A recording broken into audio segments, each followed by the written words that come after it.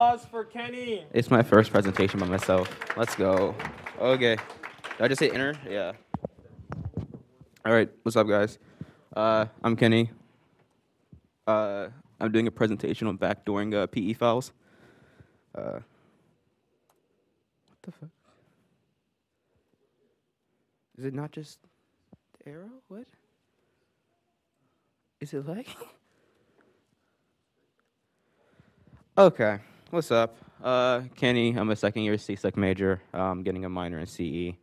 I love Tenji very, very much.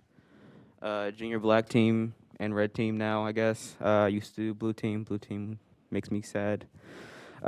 Interest in reversing embedded device. Trying to get into low-level stuff. It's very new to it. Windows and drones. Drones. A part of the wireless interest group. Woo. No? Okay. Okay. And I'm from the DMV. Okay. What is PE file, portable executable file? It's a file format commonly used by Windows. You've seen it most likely in the form of a EXE or a DLL. I've never actually seen a CPL file before, so that's fun. They're really nice because if you know what is on disk, it's pretty much identical to the same way the loader puts it into memory. So yeah, very nice when you're reversing.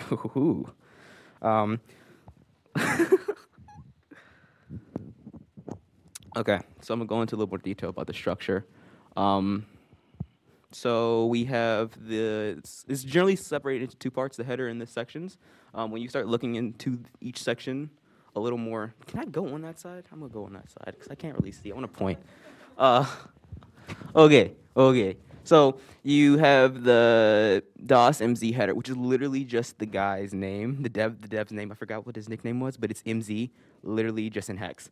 The DOS stub, which indicates that it is Windows PE, right? The PE header has more information about the file. The section table is pretty much like a reference for what's inside of all the sections, in addition to the import and export table. You can see the sections. Pretty much any code, images, what else? Yeah, code and images and windows and stuff like that. It's all stored inside of each individual section. What pretty much backdooring, did I do it? Yeah, I did. We're pretty much putting our own hollow section into the PE file, right? Why would we do this? It's fun to add new header sections that we're able to modify and execute at our will. Literally just a Trojan. You give it to a guy, he double clicks, reverse shell, easy mode, right? Boom. Okay, so what I attempted to do and what the process for doing this is to generate shellcode, create a section, code cave, insert said shellcode into said code cave, and then patch it. So this is the patching process. You rewrite a jump function, jump to the memory address of your code cave, let it do its thing, connect back to whatever C2 you have, then patch it and make it go right back up to where it would have been in the first place. So that's like the dumbed down version of this. Okay, so pretty much I generate shellcode. Just reverse shell, connect back to my my interpreter, listen to session, whatever. You see the IP port. I encoded it with the Shakita Ganai. That's how you pronounce it, I believe. Right? Let's go. And I got the hex dump of it, right? This was done in Kali, if you didn't know. I mean, it's just MS. Yeah.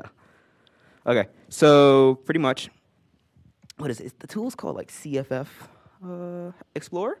You're able to import a PE file and view all of its contents. As you can see, this is so blurry. Oh my goodness, I'm gonna go back to the other side.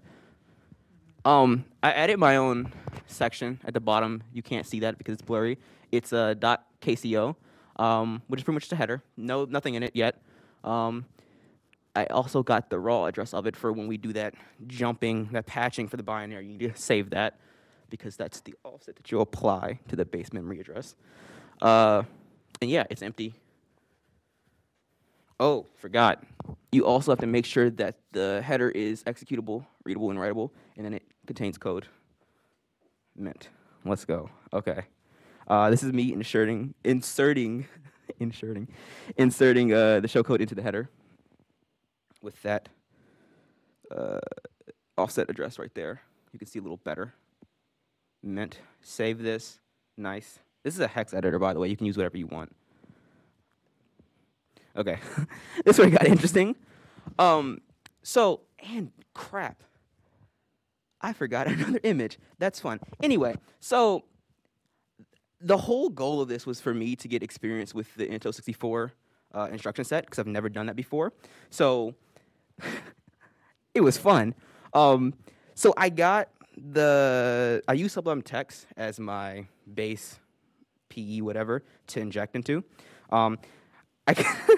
I got it to jump down to my section. I got it to connect back to the meta interpreter session, and I couldn't get it to jump back to where it jumped from, right? And at that point, again, that's where the window would open up, and the Sublime words are falling from me. The Sublime application would open up and perform as normal, right? I couldn't get that jump back. So that's where I was at. This is a very dumbed down version of what happened. Very depressing. I really messed up the screenshot. Wow, that's fun. Yeah, it is wide. Balls. But yeah, I learned a lot. Never dealt with this instruction set at all. Yeah. Oh, so this is just x64 debugger with the application that I inserted my custom section into. So this is just Sublime Text. So you have the base memory address at the start of the application, right? And then I added my offset to it, my address that I had, which was, how do you go back? The boom, boom, boom, boom, right here. Added that and got the address of where I wanted to jump to, where we're stored inside the PE file. The whole problem that I was having was returning it back to where it originally was, because remember, you're inserting your own hypothetical code block into it to jump down to that and then jump back up. And that's where I had difficulties. Yeah. I think that's about it. This is, when I get it working, I'll come back and do a legitimate presentation. But this is just a very dumbed down synopsis of what I did. Learned a lot. Even though it's not complete, I learned a lot. Yeah. The end. This is pretty much what happened. I cried a lot, but I couldn't get the code to redirect back up to where it was, and I had no user interface. So it would connect back and then just be there. And Sublime would still be running, but yeah. The end. Woo. Okay, that's it.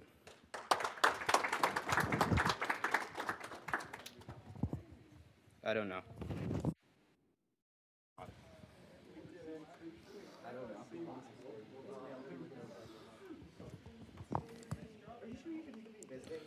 Okay, all right. Thank you so much, everyone. This concludes today's RAT Sec meeting, and we hope to see you next week. See ya.